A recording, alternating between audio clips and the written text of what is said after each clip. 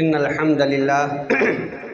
نحمده ونستعينه ونستغفره ونؤمن به ونتوكل عليه ونعوذ بالله من شرور أنفسنا ومن سيئات أعمالنا من يهده الله فلا مضل له ومن يضلل فلا هادي له وأشهد أن لا إله إلا الله وحده لا شريك له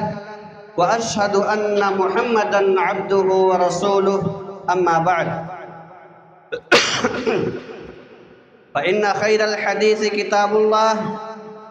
وخير الهدي هدي محمد صلى الله عليه وسلم وشر الأمور محدثاتها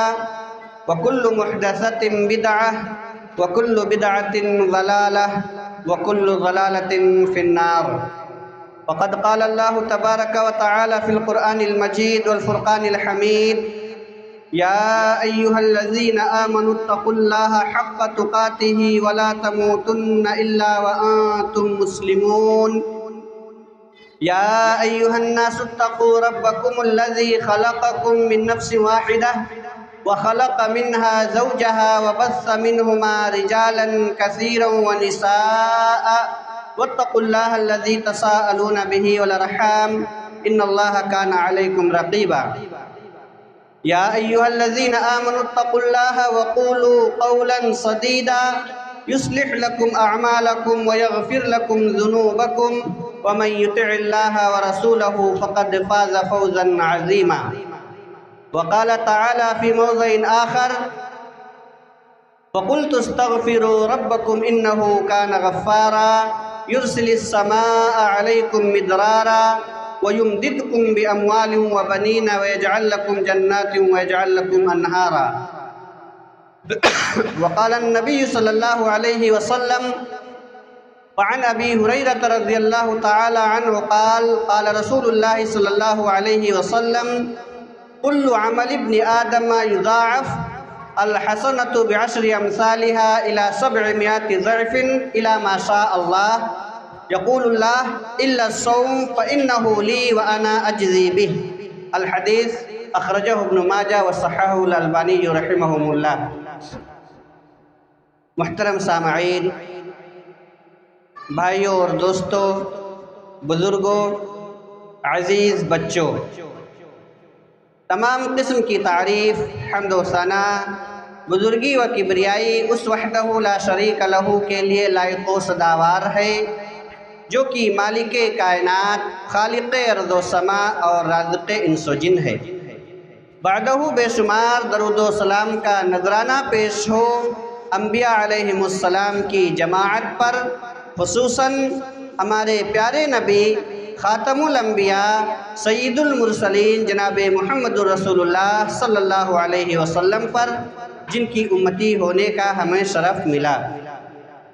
محترم سامعین، اللہ رب العالمین نے اس کائنات کو بنایا، انس و جن کی تخلیق فرمائی ایک عظیم مقصد کے لیے. اللہ رب العالمین نے اس مقصد کی طرف قرآن مجید میں اشارہ کرتے ہوئے فرمایا: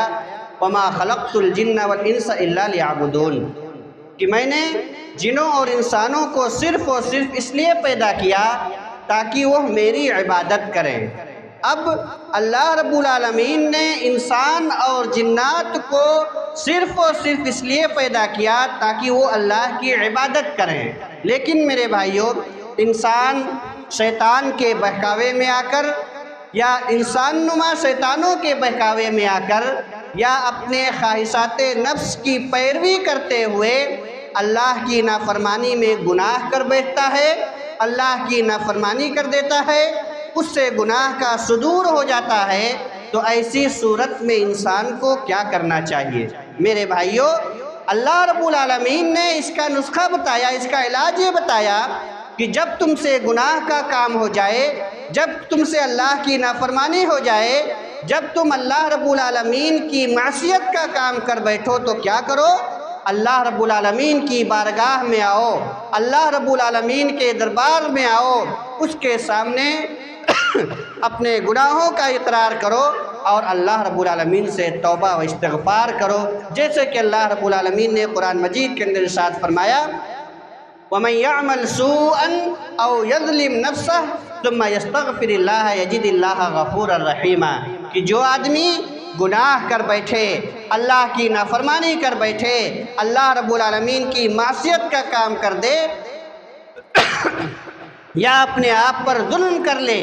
اپنے آپ پر اللہ کی نافرمانی کر کے، اللہ کی رب العالمین کے بتائے ہوئے طریقے پہ نہ چل کر کے اپنے نفس پر ظلم کر بیٹھے، پھر اگر وہ اللہ رب العالمین کو پکارتا ہے، اللہ سے بخشش طلب کرتا ہے، تو اللہ رب العالمین نے فرمایا یجد اللہ غفور الرحیم، کہ ایسا شخص اللہ کو بخشنے والا، رحم کرنے والا پائے گا۔ معلوم یہ ہوا میرے بھائیوں کہ اگر ہم سے گناہ ہو جائے، اگر ہم سے اللہ کی نافرمانی ہو جائے، اگر ہم اللہ رب العالمین کی معصیت کا کام کر بیٹھے، تو ہمیں اللہ کے دربار میں آنا چاہیے، اس سے بخشش طلب کرنا چاہیے اور اللہ رب العالمین سے توبہ و استغفار کرنا چاہیے۔ میرے بھائیوں، ہمارے گناہ چاہے جتنے کیوں نہ ہو جائیں، ہمارے گناہ چاہے آسمان کی چوٹی تک پہنچ جائے، آسمان کو چھو لے اتنے زیادہ ہمارے گناہ ہو جائیں، تو بھی ہمیں اللہ کی رحمت سے، اللہ کی بخشش سے، اللہ کے کرم سے مایوس ہونے کی ضرورت نہیں۔ اسی کی جانب اللہ رب العالمین نے اپنے پیارے حبیب جناب محمد رسول اللہ صلی اللہ علیہ وسلم کو مخاطب کرتے ہوئے ارشاد فرمایا قل یا عبادی الذین اسرفوا علی انفسہم لا تقنطوا من رحمت اللہ، اے محمد، اے میرے پیارے حبیب، آپ میرے ان بندوں سے کہہ دیں، آپ میرے ان بندوں سے ارشاد فرما دیں الذین اسرفوا علی انفسہم، جنہوں نے اپنے آپ پر ظلم کیا، جنہوں نے گناہ کے کام کیے، جنہوں نے اللہ کی نافرمانی کی، لا تقنطوا من رحمت اللہ، آپ ان سے کہہ دیں کہ وہ اللہ کی رحمت سے مایوس نہ ہو، اللہ رب العالمین کی بخشش سے مایوس نہ ہو، ان اللہ یغفر الذنوب جمیعا، اللہ رب العالمین سارے گناہوں کو، چاہے وہ گناہ کتنے بھی زیادہ کیوں نہ ہو، اللہ رب العالمین سارے گناہوں کو معاف کر دے گا، سارے گناہوں کو بخش دے گا۔ میرے بھائیوں، اس آیت کے اندر ان لوگوں کو پکارا گیا ہے جنہوں نے بہت زیادہ گناہ کے کام کیے، جنہوں نے بہت زیادہ اللہ کی نافرمانی کی، جن سے بہت زیادہ گناہ کے کام ہوئے، اللہ انہیں دلاسا دے رہا ہے، اللہ انہیں دلاسا دیتے ہوئے ارشاد فرما رہا ہے کہ تم اللہ کی رحمت سے مایوس نہ ہو، اللہ کے بخشش سے، اس کے کرم سے تمہیں مایوس ہونے کی ضرورت نہیں، اللہ تعالیٰ سارے گناہوں کو معاف کر دے گا۔ اسی طرح میرے بھائیوں، ایک دوسری جگہ اللہ رب العالمین نے مومنوں کو، مسلمانوں کو مخاطب کرتے ہوئے ارشاد فرمایا یا ایھا الذین آمنوا توبوا الی اللہ توبۃ نصوحا عسى ربکم ان یکفر عنکم سیئاتکم ویدخلکم جنات تجری من تحتها الانہار۔ اللہ رب العالمین اس آیت کے اندر ارشاد فرما رہا ہے، ہمیں اور آپ کو مخاطب کر کے، مومنین کو مخاطب کرتے یا ایھا الذین آمنوا، اللہ رب العالمین کہہ رہا کہ اے لوگو جو ایمان لائے، توبوا الی اللہ توبۃ نصوحا، اللہ رب العالمین سے سچی توبہ کرو، خالص توبہ کرو، عسى ربکم ان یکفر عنکم سیئاتکم، قریب ہے کہ تمہارا رب تمہارے سارے گناہوں کو معاف کر دے اور تمہیں ایسی جنت میں داخل کرے جس کے نیچے سے نہریں جاری ہوں گی۔ معلوم یہ ہوا میرے بھائیوں کہ اگر ہم اللہ سے توبہ کر رہے ہیں، استغفار کر رہے ہیں، اپنے گناہوں کی معافی مانگ رہے ہیں، تو اللہ نہ صرف یہ کہ ہمارے گناہوں کو معاف کرے گا، بلکہ گناہوں کو معاف کر کے ہمیں ایسی جنت میں داخل فرمائے گا جس کے نیچے سے نہریں جاری ہوں گی۔ اور یہ کتنی بڑی کامیابی ہے، جنت کا حاصل ہو جانا، جہنم سے نجات پا جانا، یہی حقیقی کامیابی ہے۔ جیسے کہ اللہ رب العالمین نے قرآن مجید کے اندر ارشاد فرمایا فَمَنْ زُحْزِحَ عَنِ النَّارِ وَأُدْخِلَ الْجَنَّةَ فَقَدْ فَازَ، جو جہنم سے بچا لیا گیا اور جنت کے اندر داخل کر دیا گیا، حقیقی معنوں میں یقینی طور پر وہی شخص کامیاب ہے۔ تو میرے بھائیوں، اس آیت کے اندر ان گنہگاروں کو مخاطب کر کے کہا گیا ہے کہ آپ سچی توبہ کرو، اللہ تمہارے گناہوں کو معاف فرمائے گا، اللہ تمہارے خطاؤں کو درگزر فرمائے گا، اور ساتھ ہی ساتھ تمہیں حقیقی کامیابی جنت کی صورت میں اللہ رب العالمین تمہیں کامیاب و کامران کرے گا۔ تو دیر کس بات کی؟ اے میرے بھائیوں، اے میرے دوستو، ہم میں سے ہر شخص گنہگار ہے، ہم میں سے ہر شخص خطا کار ہے۔ آج آپ مثال لے لو، ہم میں سے کوئی بھی شخص نہیں کہہ سکتا، یہ نہیں کہہ سکتا کہ آج صبح سے لے کر اب تک اس سے گناہ نہیں ہوا ہے۔ یقینی طور پر کوئی شخص نہیں کہہ سکتا کہ آج فجر بعد سے لے کر اب تک مجھ سے کوئی گناہ کا کام نہیں ہوا ہے۔ حقیقی معنوں میں میرے بھائیوں، ہم سے اور آپ سے ہر وقت خطائیں ہوتی ہیں، غلطیاں ہوتی ہیں، اللہ کی نافرمانیاں ہوتی ہیں، ہم خطا کار ہیں، اور اس کی گواہی اللہ کے رسول صلی اللہ علیہ وسلم نے دی ہے۔ جیسا کہ اللہ کے رسول صلی اللہ علیہ وسلم نے ارشاد فرمایا، کل بنی آدم خطاء، کہ ہر آدم کی اولاد، ہر بنی آدم کی ہر اولاد خطا کار ہے، گنہگار ہے، لیکن ان گنہگاروں میں، ان خطا کاروں میں، ان نافرمانوں میں سب سے افضل وہ شخص ہے جو توبہ کرتا ہے۔ وخیر الخطائین التوابون، اور ان گنہگاروں میں، ان خطا کاروں میں سب سے اچھا، سب سے بہتر وہ ہے جو توبہ کرتا ہے۔ تو میرے بھائیوں، دیر کس بات کی، آئیے ہم اللہ کے سامنے توبہ و استغفار کریں، اپنے گناہوں کی بخشش طلب کریں۔ اللہ رب العالمین ہمیشہ ہر وقت ہمارے گناہوں کو معاف کرنے کے لیے تیار رہتا ہے، جیسے کہ اللہ کے رسول صلی اللہ علیہ وسلم نے ارشاد فرمایا، ان اللہ عز وجل یبسط یدہ باللیل لیتوب مسیء النہار، کہ اللہ رب العالمین رات کو اپنے ہاتھ کو دراز کرتا ہے، شام کو رات کے وقت اپنے ہاتھ کو دراز کرتا ہے، لیتوب مسیء النہار، تاکہ وہ دن کے گنہگاروں کو بخش دے، ویبسط یدہ بالنہار لیتوب مسیء اللیل، اور دن میں اپنے ہاتھ کو پھیلاتا ہے، اپنے ہاتھ کو دراز کرتا ہے، لیتوب مسیء اللیل، تاکہ رات کے گنہگاروں کو معاف کر دے، حتی تطلع الشمس من مغربها، اور یہ سلسلہ معاف کرنے کا، یہ سلسلہ گناہوں کو بخشنے کا، یہ سلسلہ اس وقت تک چلتا رہے گا جب تک کہ سورج پچھم سے نہ طلوع ہو جائے، جب تک کہ سورج پچھم سے نہ طلوع ہو جائے، اس وقت تک اللہ رب العالمین ہر وقت ہمیشہ ہمارے گناہوں کو معاف کرنے کے لیے، ہمارے خطاؤں کو درگزر کرنے کے لیے اللہ رب العالمین تیار رہتا ہے۔ بس ہمیں اپنے گناہوں سے معافی مانگنے کی دیر ہے۔ آپ اللہ سے رجوع ہو کر اپنے گناہوں کی معافی مانگ کے تو دیکھو اللہ آپ کو کیسے آپ کے گناہوں کو معاف کرتا ہے۔ میرے بھائیوں، ایک اور حدیث، اس حدیث کے اندر اس بات کی طرف اشارہ کیا گیا ہے کہ اللہ رب العالمین گناہوں کی معافی اس قدر پسند ہے، یا اللہ رب العالمین کو بندوں کا اپنی طرف رجوع ہونا، اپنے سے معافی مانگنا اتنا پسند ہے، اتنا پسند ہے کہ اگر بندے گناہ کرنا چھوڑ دیں تو اللہ رب العالمین ان بندوں کو ختم کر دے گا، اور ایسے بندوں کو لے کر آئے گا جو گناہ کرے گی، پھر اللہ کے سامنے اپنے گناہوں کی معافی مانگے گی، اللہ رب العالمین ان کے گناہوں کو معاف کر دے گا۔ اللہ کے رسول صلی اللہ علیہ وسلم نے ارشاد فرمایا، والذی نفسی بیدہ، اس ذات کی قسم جس کے ہاتھ میں میری جان ہے، لو لم تذنبوا لذهب اللہ بکم، اگر تم گناہ کرنا چھوڑ دو، اگر تم خطا کرنا چھوڑ دو تو اللہ تمہیں فنا کر دے گا، اللہ تمہیں ختم کر دے گا، وَلَجَاءَ بِقَوْمٍ، اور تمہاری جگہ پر ایک ایسی قوم کو لے کر آئے گا، يُذْنِبُونَ فَيَسْتَغْفِرُونَ اللَّهَ فَيَغْفِرَ لَهُمْ، کہ وہ قوم گناہ کا کام کرے گی، پھر اللہ سے بخشش طلب کرے گی، اور اللہ رب العالمین اسے معاف کر دے گا۔ میرے بھائیوں، اس حدیث کا مفہوم یہ ہرگز نہیں کہ اللہ چاہتا ہے کہ ہم گناہ کریں، اللہ چاہتا ہے کہ ہم گناہ کا کام کریں، بلکہ اس حدیث کے اندر یہ بتلانے کی کوشش کی گئی ہے کہ اللہ کو گناہوں سے معافی مانگنا، اپنے بندوں کا اللہ کی جانب رجوع ہونا اتنا پسند ہے، اتنا اچھا لگتا ہے کہ اگر بندے گناہ کرنا اور اس کی جانب رجوع کرنا چھوڑ دیں تو اللہ ان کو ختم کر دے گا، اور ایسی قوم کو لے کر آئے گا جو گناہ کرے گی اور پھر اللہ کے سامنے رجوع ہوگی۔ میرے بھائیوں، ایک اور حدیث، بڑی پیاری حدیث ہے، توبہ و استغفار کے باب میں ان لوگوں کے لیے جن کے ساتھ مصائب ہیں، جن کے ساتھ آلام ہیں، جو مشکلات کا شکار ہیں، جن کے گھر میں کوئی بیماری ہے، جن کے گھر میں برکت نہیں، ہمارے اور ان لوگوں کے لیے جو مصیبتوں کا شکار ہیں، ان کے لیے یہ حدیث نسخہ کیمیا ہے۔ اللہ کے رسول صلی اللہ علیہ وسلم نے ارشاد فرمایا، ينزل ربنا تبارک و تعالی کل لیلۃ الی السماء الدنیا حین یبقى ثلث اللیل الآخر، کہ اللہ رب العالمین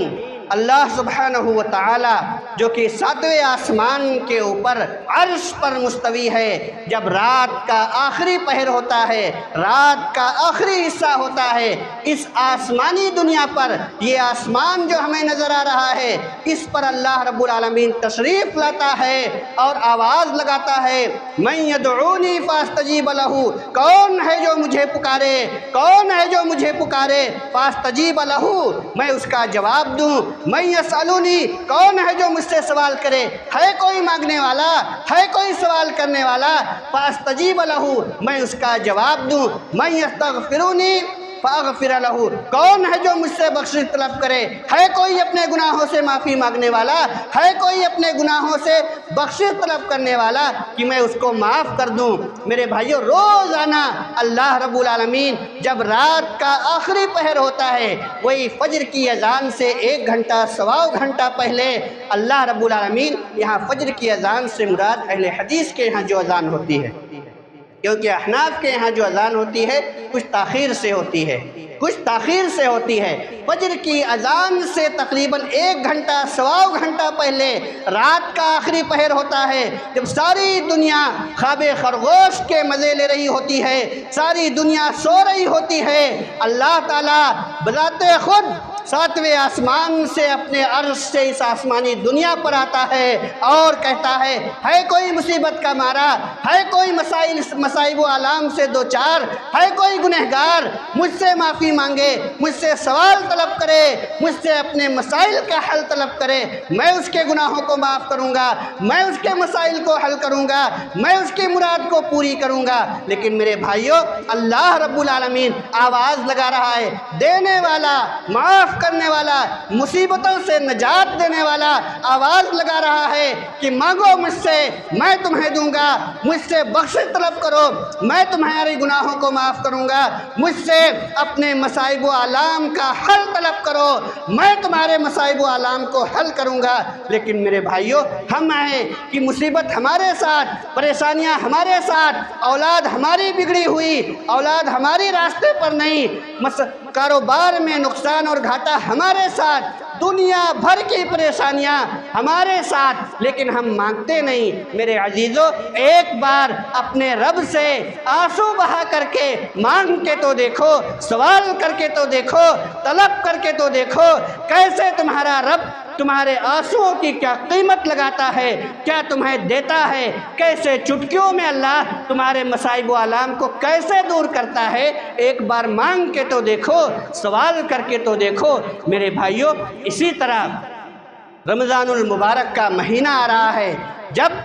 رمضان المبارک کا مہینہ شروع ہوتا ہے، آسمان سے ایک فرشتہ آواز لگاتا ہے، روزانہ آواز لگاتا ہے، یا باغی الخیر اقبل، اے بھلائی کے چاہنے والے، اے بھلائیوں کے طلبگار، اے نیکیوں کے طلبگار، اقبل، تو آگے بڑھ، ہماری جانب آ اور نیکیاں کر، تیرے نیکیوں کا بدلہ دیا جائے گا۔ ویا باغی الشر اقصر، اور اے گناہوں کے طلبگار، اے گناہ کا کرنے والا، اے گناہوں کی نیت کیے ہوئے شخص، تو پیچھے ہٹ جا، تو ہٹ جا، تیرا راستہ یہ نہیں، تیرا راستہ یہ نہیں، تو پیچھے ہٹ جا۔ یہ جو رمضان المبارک کا مہینہ آ رہا ہے، یہ کافی بابرکت مہینہ ہے۔ میرے بھائیوں، اس مہینے کی عظمت کا اندازہ آپ اس بات سے لگاؤ، اس مہینے کی عظمت کا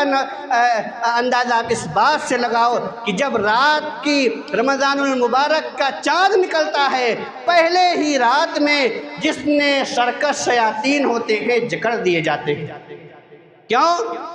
کیوں جکڑ دیا جاتا ہے انہیں؟ تاکہ وہ اللہ کے نیک بندوں کو، اللہ کے ان بندوں کو جو نیکیاں کرنا چاہتے ہیں، بھلائیاں کرنا چاہتے ہیں، اللہ اور اس کے رسول کے بتائے ہوئے راستے پر چلنا چاہتے ہیں، انہیں گمراہ نہ کر سکیں، انہیں بھٹکا نہ سکیں، انہیں ان کے نیت سے بھٹکا نہ سکیں۔ اسی لیے ان سارے شیطانوں کو جکڑ دیا جاتا ہے۔ اسی طرح میرے بھائیوں، جنت کے سارے دروازے کھول دیے جاتے ہیں، جنت کے سارے دروازے کھول دیے جاتے ہیں، جنت کا کوئی بھی دروازہ بند نہیں رہتا۔ اسی طرح جہنم کے سارے دروازے بند کر دیے جاتے ہیں اور جہنم کا کوئی بھی دروازہ کھلا نہیں رہتا۔ یہاں ایک شبہہ ہے، بہت سارے لوگوں کا یہ عقیدہ ہے کہ رمضان میں جو مرتا ہے اس کا حساب و کتاب نہیں ہوتا، اس کا حساب و کتاب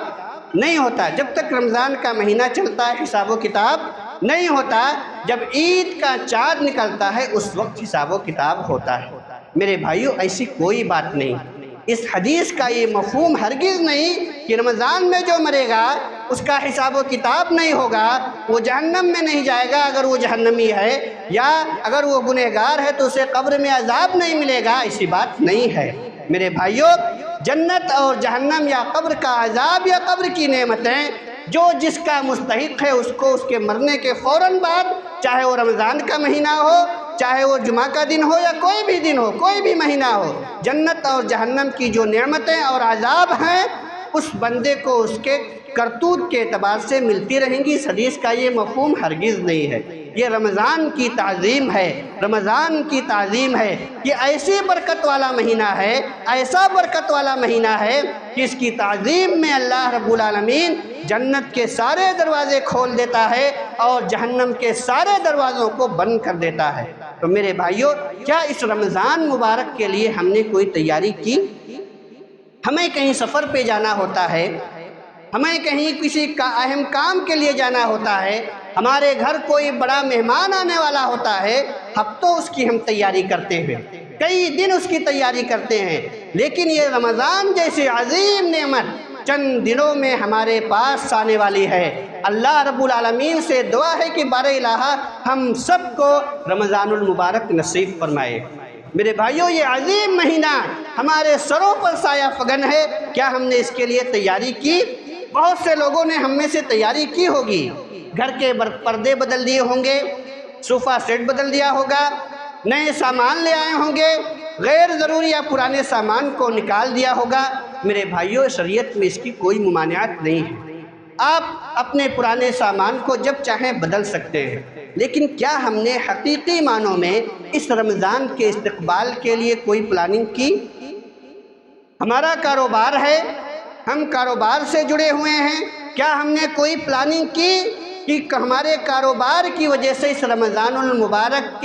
کی عبادتیں متاثر نہ ہوں، قرآن مجید کی تلاوت متاثر نہ ہو، اللہ رب العالمین کا ذکر و اذکار متاثر نہ ہو؟ میرے بھائیوں، اگر ہم نے اس کی تیاری کی، اس کی پلاننگ کی تو ہم بابرکت لوگ ہیں، اللہ رب العالمین ہمیں مزید توفیق دے۔ لیکن میرے بھائیوں، اگر ہم نے اس رمضان کے استقبال کے لیے کوئی تیاری نہیں کی، اس رمضان المبارک کے بابرکت مہینے کے لیے کوئی پلاننگ نہیں کی، تو یقین مانیے ہم سے بڑا بدنصیب شخص بھی کوئی نہیں۔ ہمیں اور آپ کو چاہیے کہ اپنے کاروبار کو اس طرح سیٹ کریں، اپنے دکان کو، اپنے کاروبار کو اس انداز سے سیٹ کریں کہ آپ کی عبادتیں متاثر نہ ہوں، آپ کا تلاوت قرآن مجید متاثر نہ ہو، اللہ کا ذکر و اذکار متاثر نہ ہو، آپ کا روزہ متاثر نہ ہو۔ لہذا اس کے لیے آج سے ہی پلاننگ کیجیے اور تیاری کیجیے۔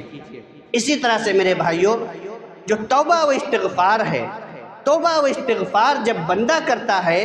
تو بندے اور رب کے درمیان اتنا اچھا تعلق بن جاتا ہے، اس کی جانب اللہ کے رسول صلی اللہ علیہ وسلم نے اس حدیث کے اندر اشارہ کیا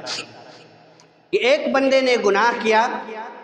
اللہ رب العالمین سے توبہ اور اللہ رب العالمین کی بارگاہ میں آیا اور کہا اللہم اغفر لی ذنبی، کہ اے میرے رب میرے گناہ کو معاف کر دے۔ اللہ رب العالمین کیا ارشاد فرماتا ہے؟ خوش ہو کر کے ارشاد فرماتا ہے اذنب عبدی ذنبا فعلم ان لہ ربا یغفر الذنب ویأخذ بالذنب، کہ میرے بندے نے گناہ کیا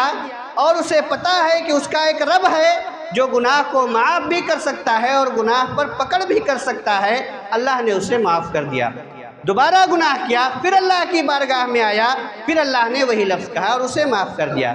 تیسری بار بھی گناہ کیا، تیسری بار بھی وہ اللہ سے کہا اے رب اغفر لی ذنبی، اے میرے رب میرے گناہ کو معاف کر دے، اس پر بھی اللہ نے وہی جملہ کہا، اور اس کے بار بار توبہ کرنے سے، بار بار استغفار کرنے سے اللہ اتنا خوش ہوا، اتنا خوش ہوا کہ اسے معافی کا پروانہ دے دیا، اس کے اگلے اور پچھلے سارے گناہوں کو معاف کر کے فرمایا اعمل ما شئت فقد غفرت لک، اے میرے بندے جا جو دیر تیرے جی میں آئے کر، میں نے تیرے سارے گناہ کو معاف کر دیا۔ تو میرے بھائیوں، ہمارا رب ایسا معاف کرنے والا ہے، ہمارا رب ایسا بخشنے والا ہے کہ ہم بار بار گناہ کریں، بار بار اس کی بارگاہ میں جائیں، اللہ رب العالمین اتنا خوش ہوتا ہے، اس سے اتنا خوش ہوتا ہے کہ اگلے اور پچھلے سارے گناہ معاف کر کے جنت کا پروانہ دے دیتا ہے۔ تو میرے بھائیوں، آج ہی سے توبہ و استغفار کیجئے، اپنے گناہوں کی معافی مانگیے، خاص طور سے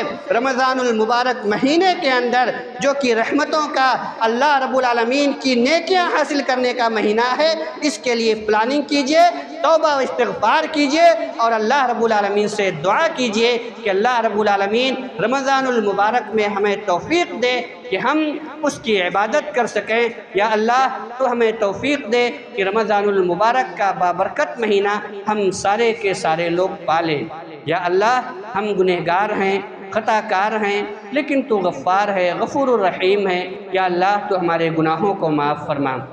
یا اللہ تو ہمیں توفیق دے کہ جب بھی ہم گناہ کریں، جب بھی ہم سے خطا سرزد ہو، ہم تجھ سے اپنے گناہوں کی معافی مانگ لیا کریں۔ یا اللہ تو ہم میں جو لوگ قرض دار ہیں ان کے قرض کی ادائیگی کے اسباب مہیا کر۔ یا رب العالمین ہم میں جو لوگ خطا کار ہیں، گنہگار ہیں، ان کے خطاؤں اور گناہوں کو معاف فرما۔ یا اللہ ہم میں جو لوگ پریشان حال ہیں ان کی پریشانیوں کو دور فرما۔ یا اللہ ہمارے جو عزیز جو مسلمان بھائی وفات پا چکے ہیں ان کے گناہوں کو بخش دے، ان کے قبر کو نور سے بھر دے، ان کے قبر میں جنت کی کھڑکیاں کھول۔ یا رب العالمین ہمیں جب تک زندہ رکھ، ایمان پر رکھ، اور جب ہمارا خاتمہ ہو تو ہماری زبان پر کلمہ توحید لا الہ الا اللہ جاری ہو۔ آمین۔ وآخر دعوانا الحمدللہ رب العالمین، وصلی اللہ تعالی نبینا محمد وعلی آلہ وصحبہ وسلم۔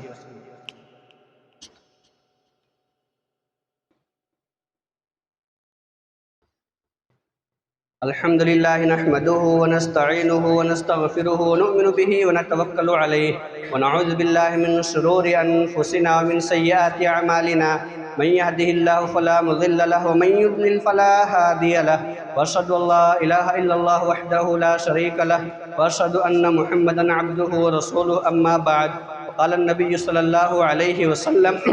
من بنا للہ مسجدا بنا اللہ لہ بیتا فی الجنہ۔ محترم سامعین، الحمدللہ آپ کے علاقے کی یہ مسجد، اس